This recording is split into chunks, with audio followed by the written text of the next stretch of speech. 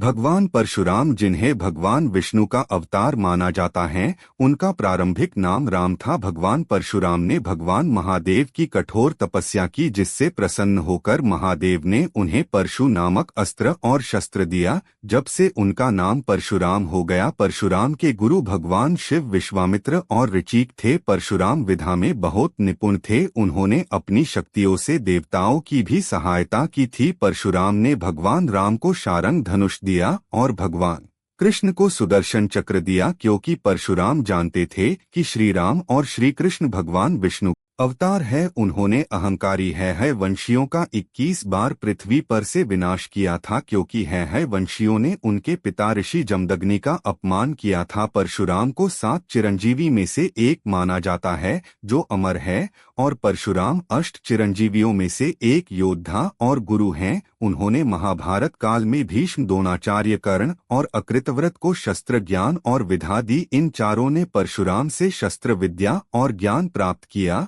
और अपने अपने क्षेत्रों में महान योद्धा और शिक्षक के रूप में जाने गए। भीष्म को इच्छामृत्यु का वरदान प्राप्त था। भीष्म पितामह धृतराष्ट्र और पांडवों के गुरु थे। उन्होंने परशुराम से शस्त्र विद्या और ज्ञान प्राप्त किया और अपने जीवन में कई युद्धों में भाग लिया, जिसमें से महाभारत युद्ध में उनकी मुख्य भूमिका रही है, क्योंकि भीष्म पितामह ने दुर्योधन और कौरवों को एक वचन दिया था। उन्होंने कहा था कि हस्तिनापुर का राजसिंहासन देवी सत्यवती और पिता महाराज के ज्येष्ठ पुत्र को ही मिलेगा।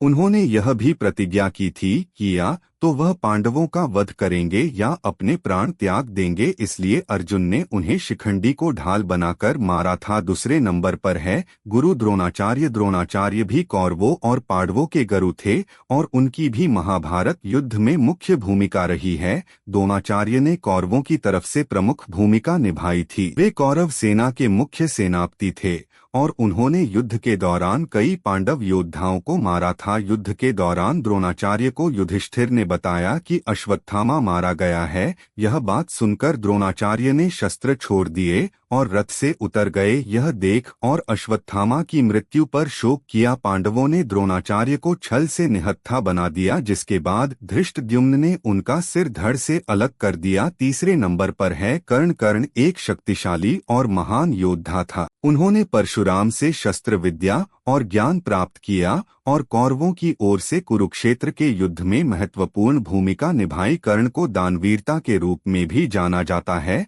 वह अपनी उदारता, दानशीलता के लिए प्रसिद्ध। भीष्म और द्रोणाचार्य की मृत्यु के बाद कर्ण को कौरवों का सेनापति बनाया गया था। कर्ण और अर्जुन के बीच की प्रतिद्वंद्विता महाभारत की प्रमुख घटनाओं में से एक थी। कर्ण एक कुशल और शक्तिशाली योद्धा था जो अर्जुन को कड़ी टक्कर देता था। कर्ण का पहिया मिट्टी में अटक गया क्योंकि परशुराम ने कर्ण को शाप दिया था। श्राप के प्रभाव के कारण वह अपनी शक्तियां भूल गया। इसके बाद में श्री कृष्ण के कहे अनुसार अर्जुन ने कर्ण पर बाण चला दिया था, जिसके प्रभाव से कर्ण कुछ नहीं कर सका। अंत में अर्जुन ने अजनलिकास्त्र को कर्ण की छाती में मारकर कर्ण का वध कर दिया। कर्ण एक महान योद्धा और दानवीरता था। कर्ण अपने धर्म को अच्छी तरह से समझता था, लेकिन वह अपने कर्मों के कारण मृत्यु का शिकार हो गया। कृष्ण ने कर्ण की मृत्यु पर शोक इसलिए किया क्योंकि कर्ण को उसके भाग्य ने धोखा दिया था और वह अपने कर्मों के कारण मृत्यु का शिकार हो गया। चौथे नंबर पर है कृतव्रत। परशुराम का एक प्रिय शिष्य था।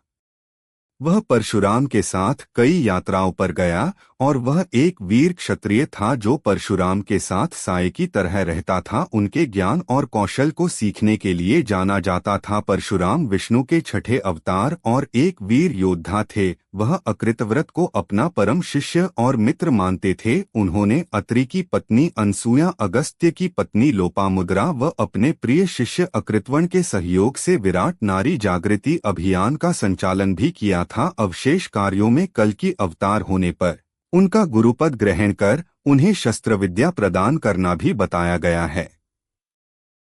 अगर आपको भगवान परशुराम की वीडियो अच्छी लगी हो तो कमेंट बॉक्स पर जाकर वीडियो पर कमेंट करें, ज्यादा से ज्यादा शेयर करें, लाइक और सब्सक्राइब करें। राधे राधे।